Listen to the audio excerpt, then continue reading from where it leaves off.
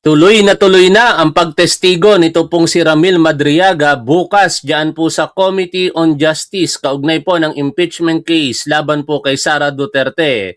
Sa kabila nito, minamaliit po ng kampo ni Sara Duterte ito pong si Ramil Madriaga at tinawag pong weakest link po ito o yung tuluyan daw po magpapabagsak dito po sa inihain na impeachment complaint laban kay Sara Duterte. Sa madaling pangunawa, pinalalabas po nila na mahinang nilalang ito pong si Ramil Madriaga at pawang mga kasinungalingan lamang ang kanyang mga sinasabi. Pero nagtataka tayo mga tol, kung mahinang nilalang ito pong si Ramil Madriaga, bakit napaka-importante yata niya sa parte ni Sara Duterte para po paglaanan po ito ng panahon at magsampa po ng kasong perjury sa Taguig City Prosecutor's Office. Ganun ba yung weakest link? Mukhang takot na takot po sila. Yan po yata ang katotohanan, ano?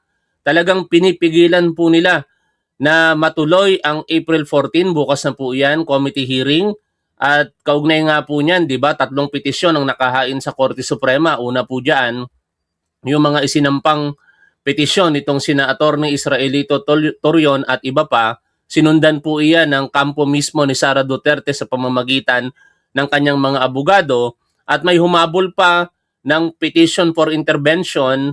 Ito nga pong 17 mga individual na marami po diyan ay mga abogado. Kung talagang weakest link ito pong si Ramil Madriaga, bakit nila dinadaan sa teknikalidad at pilit na patitigilin, no? O kahilingan po nilang patigilin mula sa Korte Suprema, ito pong magaganap na hearing bukas. Kasi napakasimple lang naman lagi ang magiging konklusyon dito mga tol eh. Katulad nung sinasabi ni Ronald Llamas, hindi ko tuloy makalimutan yon. Kapag ayaw humarap, maliwanag, corrupt. Bago tayo magpatuloy, magandang araw po sa inyong lahat. Ngayon po ay April 13, 2026.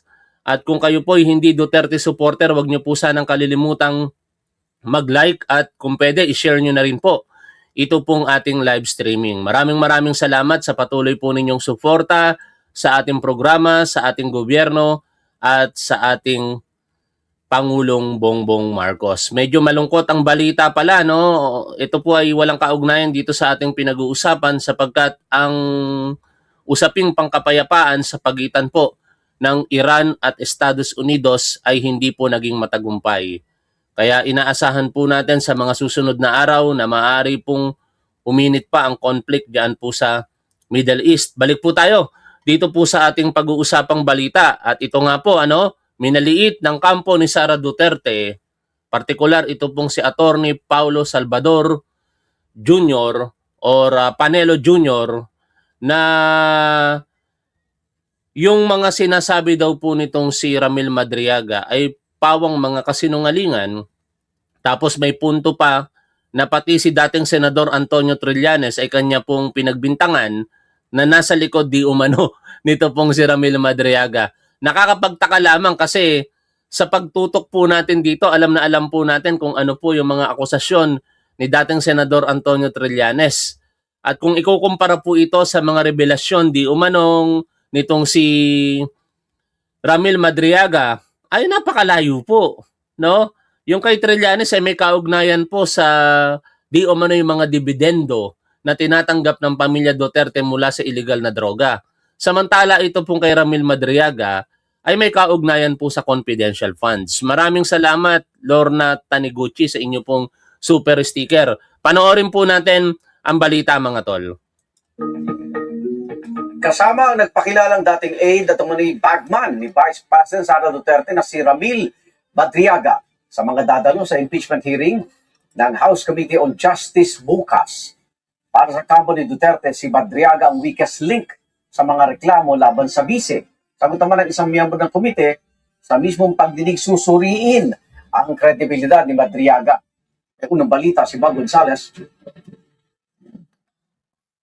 Weakest link ang turing ng kampo ni Vice President Sara Duterte kay Ramil Madriaga, ang nagpakilalang aide at bagman ng bise na nakatakdang tumestigo sa Martes sa impeachment hearing ng House Justice Committee.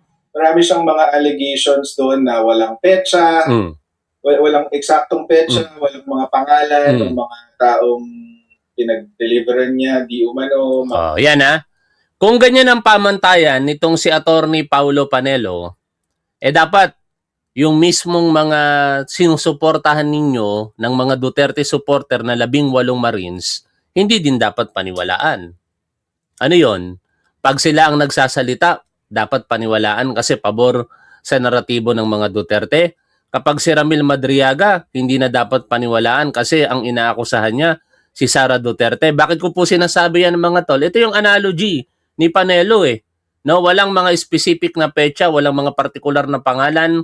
Ganun na ganun yung sinasabi ng mga di umano'y nag-deliver ng mali-maletang pera. Walang mga partikular na petsa, walang mga partikular na pangalan kung kanino nila i-deliver yung mga pera. At dito naman kay Ramil Madriaga, meron pong mga partikular na pangalan siyang pong binanggit. No? Bagamat walang mga partikular na petsa o oras, meron ding somehow doon sa ilang mga pagkakataon na kanyang inilahad, may mga approximate time na nakalagay po doon sa ganap na 1:30 ng hapon, sa ganap na 3 in the afternoon. Ayun po ay sapat na para sa aking paniniwala. Kasi we cannot expect naman sa isang tao na very precise mong ilalagay na 3:41 at 45 ng segundo, di ba? 3 in the afternoon, 3:45, tapos meron pang segundo, no? Kung mismo ngang titingnan natin ang mga akusasyon sa korte, di ba? Sapat na ang ilagay mo doon on or about, sometime, di ba? At approximately.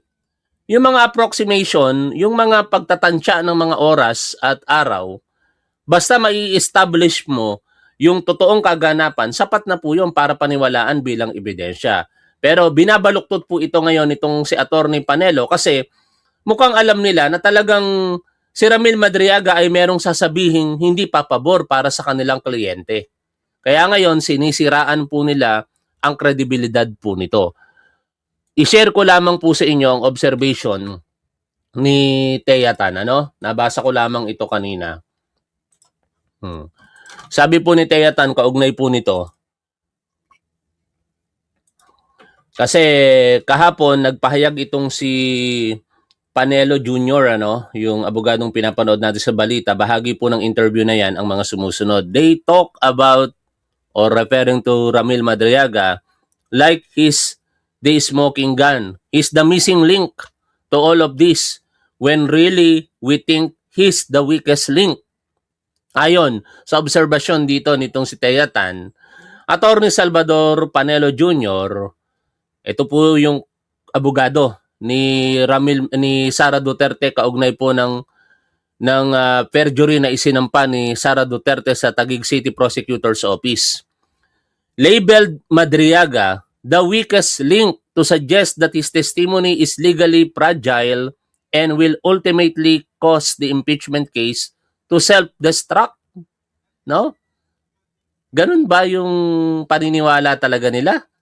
Pero kung logic mga tol ang pag-uusapan kasi natin at sinasabing ito ay kusang magpapabagsak sa impeachment case laban kay Sara Duterte, then parang may mga sitwasyon na dapat nating alalahanin katulad po ng kantang Let It Go.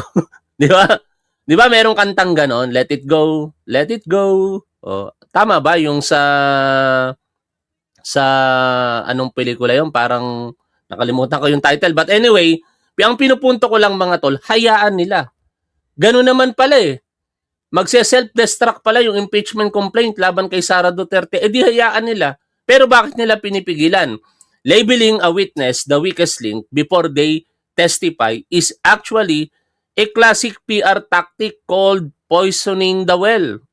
By the time Madriaga speaks, the public has already been told he is unreliable. In short mga tol, sinisiraan nila itong si Madriaga para, Frozen, maraming salamat sa Frozen na pelikula. At yun nga, sinisiraan nila ito pong si Ramil Madriaga para kapag ka nagsalita bukas, ay hindi na paniwalaan ng publiko. Pero ang tanong, paniniwalaan ba siya o hindi paniniwalaan ng publiko? Malalaman po natin yan bukas. Hindi dahil sa sinasabi po ng abogado nitong si Sara Duterte na hindi ka panipaniwala yung kanyang mga sinasabi. At mamaya, meron tayong babasahin na shared post nitong si Pebbles Talakera kaugnay di umano ng matagal ng plano ng mga Duterte na pabagsakin si Pangulong Bongbong Marcos at agawin ang kapangyarihan mula sa kanya at iupo itong si Sara Duterte. Pero bago yan, tapusin muna natin, patuloy po natin reaksyonan itong balita. Mga date, mga oras, ganyan. Walang specific details kaya hindi ma-verify. Or sadyang hindi ma-verify kasi masyadong fraud. It's possible na lumakas pa lalo yung kaso ni VP Sara sa kanya. Ngayon pa lang pinabulaan na ng kampo ng bise ang mga naunang pahayag ni Madriaga na siya ang bumuo ng VP-SPG o Vice Presidential Security and Protection Group at nag-deliver umano ng confidential funds sa iba't ibang tao sa utos ni VP Sara. Sabi ni Attorney Paulo Panelo ni hindi anya siya kilala ng bise. Nakakuha rin ang kampo ng bise ng certification mula sa AFP, DND, OVP, DepEd at VP-SPG na nagsasabing hindi kailanman nagtrabaho roon si Madriaga. Naghaina ng kasong perjury ang kampo ng bise laban kay Madriaga at sasagutin daw nila ang mga paratang nito sa Senate Impeachment Court sakaling umabot doon. Hindi rin daw sa kanila nang gagaling ang anumang banta sa seguridad ni Madriaga. Nang tanungin kung sino ang tingin nilang handlers ni Madriaga, sabi ni Panelo, may mga suspecha sila. Naniniwala ba kayo na walang kinalaman ang mga kampo o ang kampo ni Sara Duterte kaugnay ng pagtatangka sa buhay nitong si Ramil Madriaga? Para sa konteksto mga tol, noong March 3, 2026, past 5 in the afternoon, ito pong si Ramil Madriaga mula po sa kanyang normal na routine, no? Na lalabas ng selda para po mag-unat-unat, mag-exercise, ay inabangan po ng isang nakasuot na basketball uniform. Supposedly, dapat naka-PDL uniform po iyon dahil yun po ay PDL. Pero nagpanggap na manlalaro ng basketball at siya po'y inabangan at doon dinut-dut-dut yung kanyang tagiliran, parang pinoprovoke na manlaban itong si Ramil Madriaga. Subalit ang ginawa ni Ramil Madriaga ay agad na nagsumigaw at kinall out niya yung attention ng duty guard at doon nga po mabilis na tumakbo. Ito pong naka-basketball uniform na kinalaunan na pag-alaman na isa palang persons deprived of liberty, nakaka-transfer pa lamang mula sa ibang piitan ng BJMP at doon nga po hindi pa umaabot ng mahigit sa 2 linggo, ginawa niya na po yung pagtatangka sa kaligtasan nitong si Ramil Madriaga. At ayon sa mga kumalat na impormasyon, ito daw po ay galing sa pamilya ng mga sundalo, no? Pero ayoko na mag-speculate sa bagay na yon kasi hindi naman maganda din dahil baka magkaroon ng pagkakasira sa reputasyon ng mga sundalo. Ang pino-point out lang natin mga tol ay mahirap nilang pabulaanan, sabihin na wala silang kinalaman dito kung ang mismong mga Duterte supporters kaliwat kanan ng pagtatangka o pagbabanta na ginagawa po nila dito po kay Ramil Madriaga. No?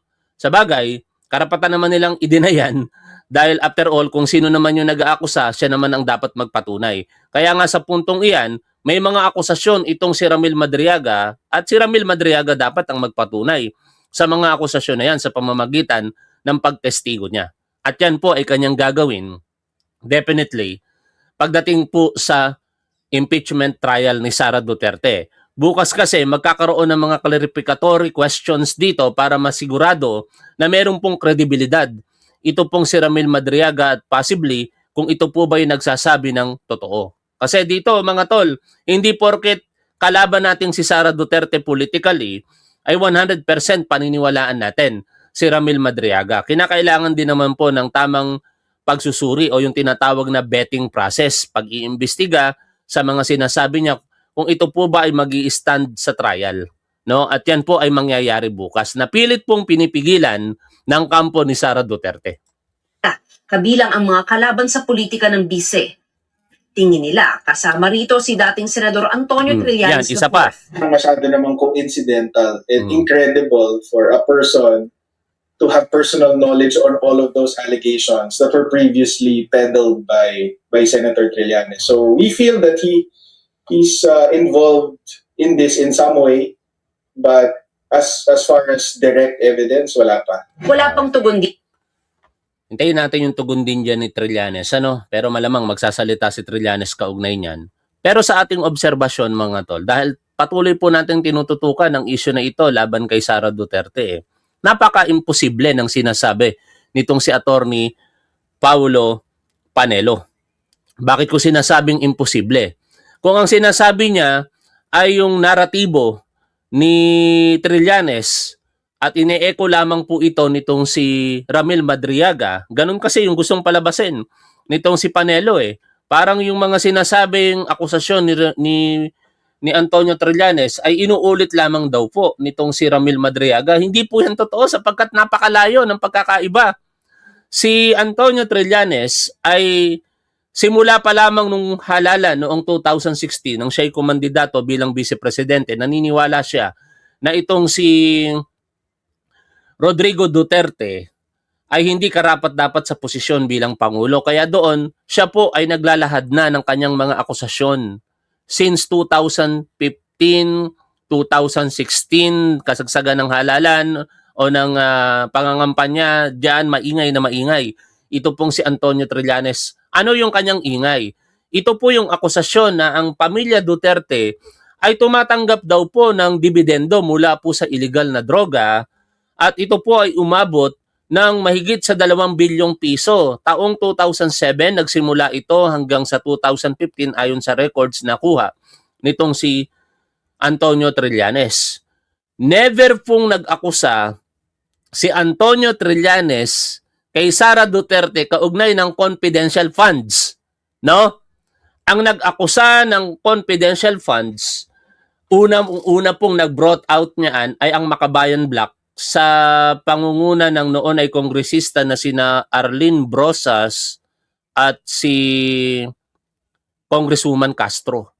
If I still remember it correctly, mga tol, on one occasion during the budget deliberation sa plenaryo, tinanong nitong si Congresswoman Arlene Brosas, ang noon ay nagdedepensa sa budget ng Office of the Vice President na si Congresswoman Estela Quimbo, noon ay Congresswoman Estela Quimbo, ng mga sumusunod. Hindi ko man mabanggit na eksakto ang wordings pero ganito po yon. May mga report kami na natanggap na ang confidential funds na 125 million pesos ay di umano'y nagastos sa loob ng 19 days. No? Yun na, hindi ako magkakamali dyan sa pag-alala ng numero. Sinabi ni Arlene Brosas na natanggap nila sa mga impormasyon na 19 days nagasta ang confidential funds. Pero nagulat ang lahat sapagkat nang umamin ito pong si Congresswoman Estela Quimbo sa pagtatanggol niya sa Office of the Vice President Confidential Funds, sinabi niya, inamin niya na hindi po 19 days kung hindi 11 days lamang nagasta ang 125 million pesos confidential funds. At doon na pumutok ang issue na ito at nagdemand na ang publiko na dapat ipaliwanag nitong si Sara Duterte ang sinasabing paggasta ng confidential funds sa loob lamang ng 11 days. No? Kaya kung sinasabi ngayon nitong si Panelo na ine-echo lamang di umano nitong si Ramil Madriaga, yung mga sinasabi nitong si Antonio Trillanes, ang layo-layo po nun, mga tol. No? Napakalayo po.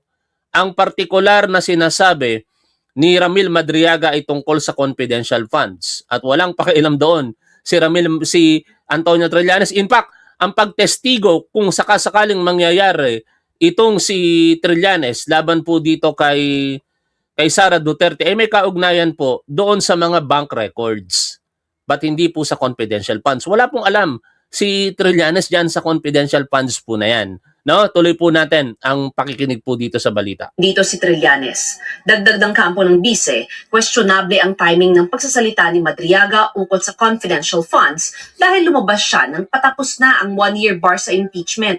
Kaya po na nila sa komite, Ibulgar sa publiko na yung mga politikong sumasakay dito kay Madriaga ay hindi pananagutan ng habol kundi politika. Dahil walang laman. sabi ng isa sa mga miyembro ng komite na si Akbayan Party List Paano magkakaroon ng politika kung merong lehitimong akusasyon, di ba, mga tol? Katulad ng sinasabi po dito nitong si Congressman Chel Jokno, no? Kung sinasabi ni Panelo na sumasakay si Jokno dito, mali ba tong ginagawa ni Jokno?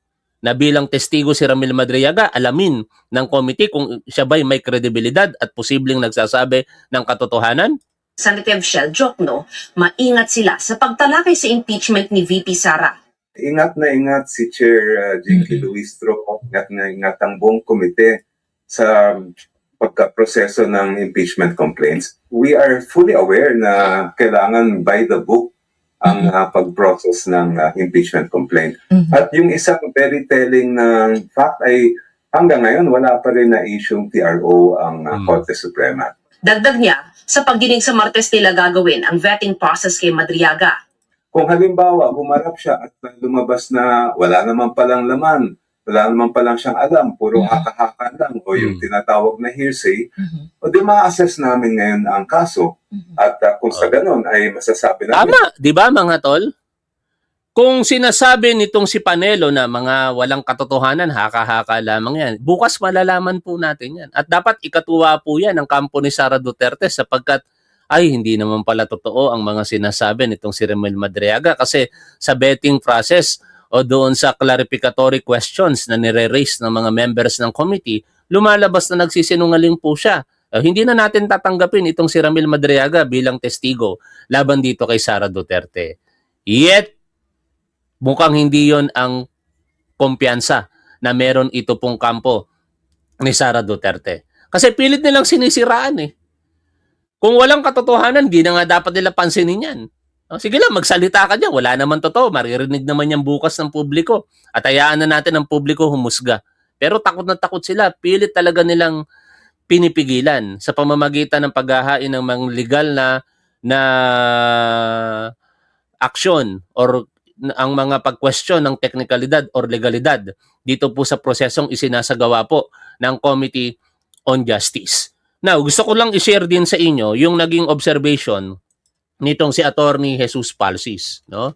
Kasi parang ganito diskarte ng mga Duterte, eh, no? Lalong-lalo na sa pagbuo nila ng tinatawag na Rage Coalition kahapon. Pero hindi na natin i-discuss yun. Ito lang ang share ko sa inyo, no?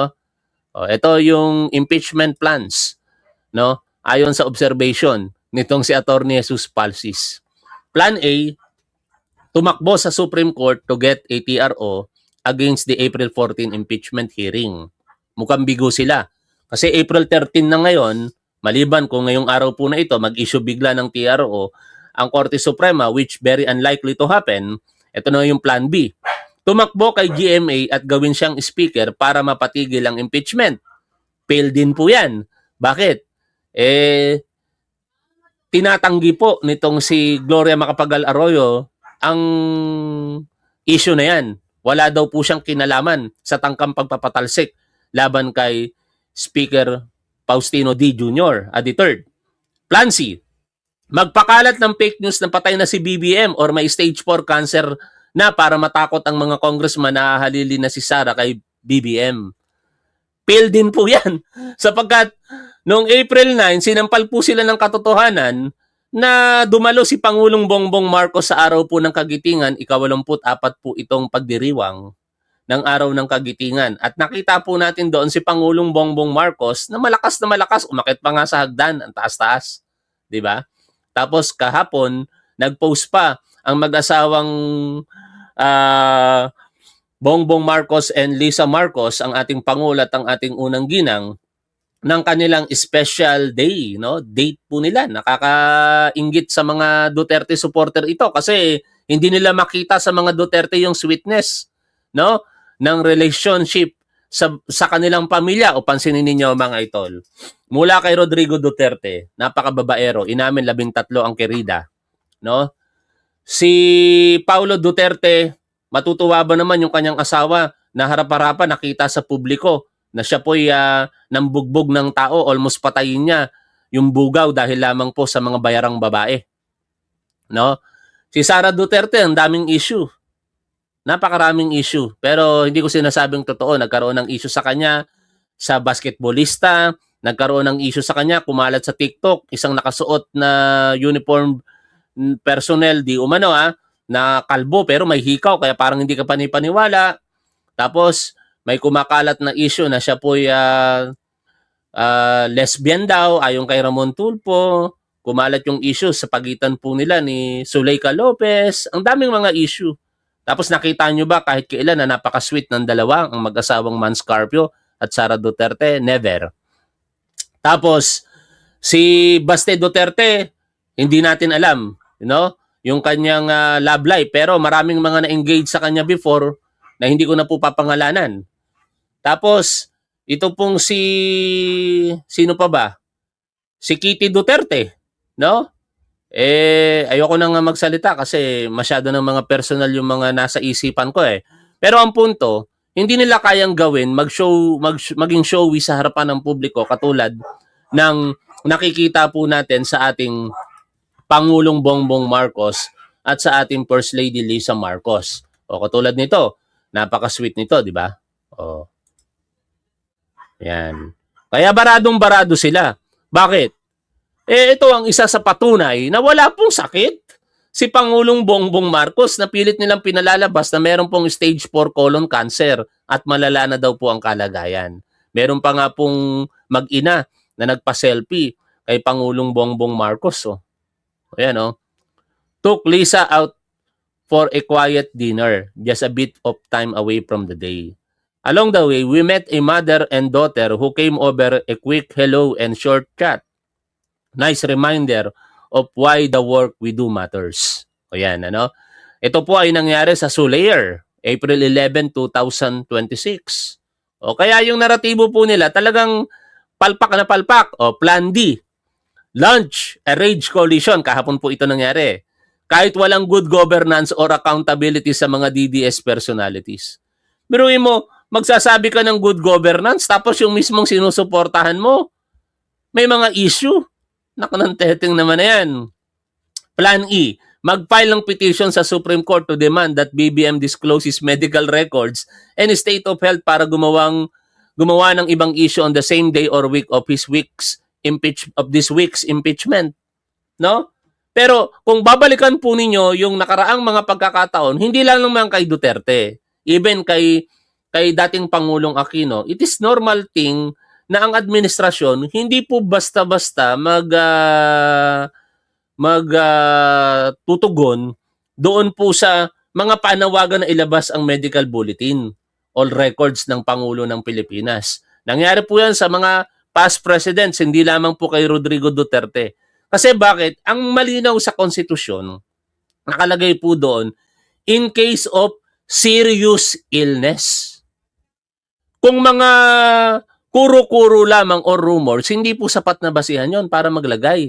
At kitang-kita naman natin, wala pong serious illness ang ating Pangulo. Ayan namamayat siya kasi nagda-diet siya. No? Sinusunod niya yung mga payo ng mga doktor na dapat niyang kainin para hindi na maulit yung diverticulitis na naranasan niya nitong nakalipas po na panahon.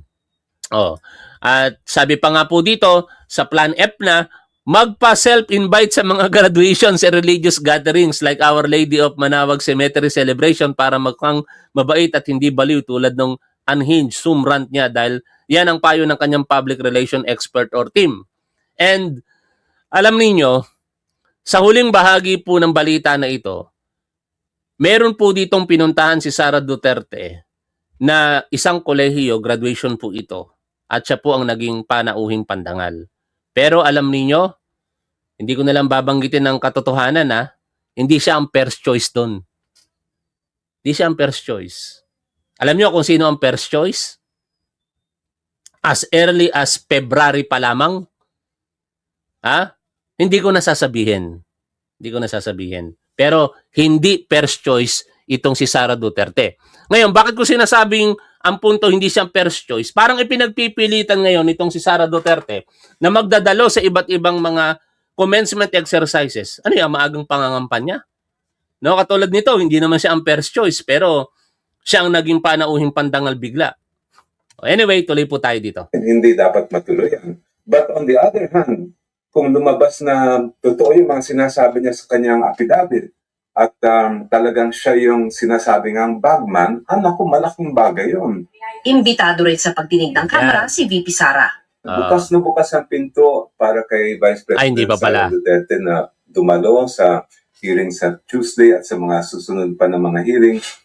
Nasa tawi-tawi Yan. ang bise. Ah. Panauhing pandangal siya sa graduation ceremony ng isang kolehiyo roon at nag-courtesy call din sa provincial government. Yan, panauhing pandangal daw, ano? Pero hindi naman talaga siya ang chosen one dyan, eh. No? Alam ko kung sino yung dapat nagsalita dyan, eh. Anyways, puntahan po natin sa last part ng ating live stream, ito pong shared post ni Pebbles Talakera. May kaugnayan po ito sa handwritten letter nitong si Ramil Madriaga. At ito po ay tumutukoy sa di umano'y pagtatangka ng mga Duterte na paupuin for 2 years si Pangulong Bongbong Marcos at after that, patalsikin siya para maagaw ang kapangyarihan at magkaroon ng mahabang panunungkulan itong si Sara Duterte bilang Pangulo ng Pilipinas. Ito po ay nakasulat sa yellow paper, no? Pero meron pong English translation dito. Ang gawin po natin para mas maging maliwanag sa pangunawa ng ating mga manonood ay ipatranslate po natin ito sa Tagalog kay ChatGPT. Translate in Tagalog, ano? Yan. Basahin po natin ang Tagalog translation ng sulat ni Ramil Madriaga na may petsang April 11, 2026. Ulitin ko po, ito yung original handwritten letter nitong si Ramil Madriaga. Yan. As shared by Pebbles Talakera. Basahin ko po kung ano ang nilalaman ng sulat, translated in Tagalog. Ang estratehikong plano para kay BP Sara Duterte. Nagsimula umano ang lahat noong 2021 nang bumisita si BBM kasama si Senador Amy Marcos kay FPRRD. Nagkaroon sila ng serye ng pag-uusap tungkol sa halalan noong 2022. Nakumbinsi umano ni BBM si FPRRD na si Sara ay maging kanyang vice-presidente at huwag tumakbo bilang Pangulo. Noong November 2021, sinabi umano ni FPRRD sa akin ang plano na payagan si Marcos na tumakbo bilang Pangulo kasama si Sara bilang bahagi ng plano upang mabawi ang pagkapangulo mula kay BBM pagsapit ng 2025. Sandali lamang, mukhang nadiskumpiyado ako dito sa pagta-translate in Tagalog eh. Kasi parang bakit sinabi umano ni FPRRD sa akin? Dapat sinabi sa akin. Tingnan nga natin yung English version nito. Basahin nga mismo natin. November 2021, FPRRD mentioned to me about letting Marcos. Mali yung pagkakatranslate ni ChatGPT. Maliwanag walang umano. No? Layunin nito na mapalawig ang kontrol ni Duterte sa pamahalaan ng Pilipinas at gamitin lamang si BBM bilang kasangkapang pampolitika. Lalong naging malinaw sa akin ang pahayag na ito ni FPRRD matapos manumpa si BP Sara bilang vice-presidente. Bakit nilalagyan ni ChatGPT ng umano yung pagtatagalog? Anyway, babasahin ko at tatanggalin ko na yung umano. Dahil ito po ay direktang sinasabi ni Ramil Madriaga. ChatGPT, mali ka sa pagta-translate mo eh.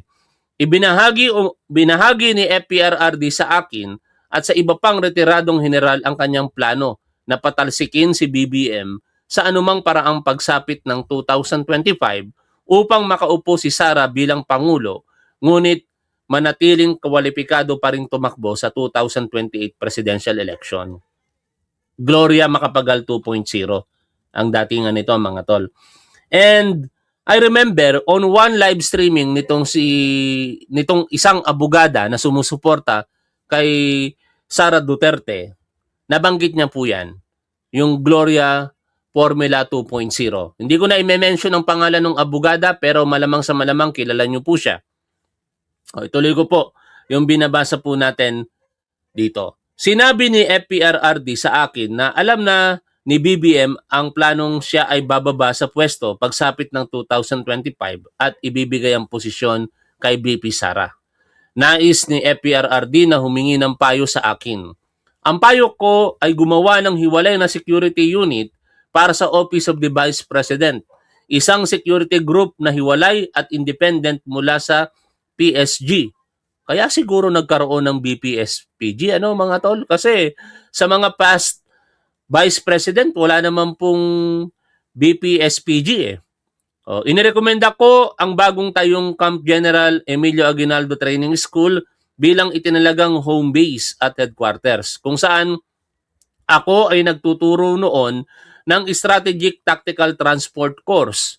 Doon mismo tinawagan ni FPRRD si DND Secretary Delpin Lorenzana upang lumikha ng BPSPG at gawing headquarters nito ang CGEA GHQ Training School. Ang estratehiya ay kapag naging Pangulo si Sara bilang kapalit ni BBM, dapat siyang magsilbi ng mas mababa sa 4 na taon upang manatili siyang kwalipikadong tumakbong muli bilang Pangulo sa 2028. Bahagi ng plano ang sabotahihin ang administrasyon ni BBM gamit ang ilan sa kanyang sariling mga tauhan upang magpasimula ng mga isyu ng korupsyon na hahantong sa impeachment ni BBM. Kung sakaling tumanggi si BBM na tuparin ang kasunduan at hindi bumaba sa pwesto bilang Pangulo, dapat isaalang-alang ang mga ekstraordinaryong hakbang upang mapatalisik siya tulad ng impeachment, pagpaslang sa pamamagitan ng pagkalason o iba pang paraan at paggamit ng people power na pasisiklabin ni FPRRD kasama ang partisipasyon ng mga aktibo at retiradong opisyal ng AFP at PNP. Kung mabigo ang lahat, ang planong pagpapatalsik kay BBM ay mauuna sa malawakang pagbibitiw ng mga opisyal ng gobyerno, mga sektor sibilyan at relihiyoso, sabayang mga rally pagpaslang sa mga opisyal ng gobyerno at mga opisyal civil disobedience at sa huli ay paglusob sa Malacanang Palace ng mga inupahang Muslim, dating AFP at PNP integris, retiradong AFP at PNP personnel at mga mersenaryong taga Mindanao kabilang ang mga fraternity groups na konektado kay FPRRD. Isa sa aking mga assignment ay mag-recruit ng mga civil groups, school clubs at fraternities, pati mga kriminal na gang at sindikato sa ilalim ng mundo. Okay? Patuloy po natin basahin, patranslate ito kay ChatGPT. Tayin lang muna natin mga tol. At ito na nga po yung pagpapatuloy ng sulat nito pong si Ramil Madriaga as translated by ChatGPT. Ang isang plano ng pagpapaslang sa mga opisyal ng gobyerno ang magiging pangunahing prioridad upang pasimulan ang kaguluhang sibil na susundan ng civil disobedience. Ang social unrest ang magsisilbing daan upang ang isang grupo ng mga opisyal ng militar ay magsagawa ng kudita. Ang kuditang ito ay poprotektahan ng isa pang grupo na hindi susuporta sa posibleng deklarasyon ng martial law. Kukubkubin ang Malacanang kung saan magiging inutil ang pagkapangulo ni BBM. Pagkatapos nito, papatayin si BBM kung pipiliin niyang hindi bumaba sa pwesto at hindi mag-self-exile sa Estados Unidos. Si BP Sara ay ligtas at nakasiguro sa Camp Emilio Aguinaldo kung saan nakabase at naka-encamp ang kanyang BPSPG habang naghihintay na manumpa siya bilang Pangulo ng Republika ng Pilipinas. Nilagdaan ni Ramil Madriaga, April 11, 2026. Nasa sa inyo kung paniniwalaan nyo po ang sulat na yan ni Ramil Madriaga as shared by Pebbles Talaquera. Pero ang pinaka inaabangan ko yung mangyayari bukas, April 14, 2026. Ang pagtestigo ni Ramil Madriaga laban kay Sara Duterte. Maraming salamat po sa inyong lahat mga tol. Lagi po nating tandaan kung ano po ang tama at dapat doon po tayo. Keep safe. See you always. By the way, shout out po sa inyong lahat mga tol. Bye for now.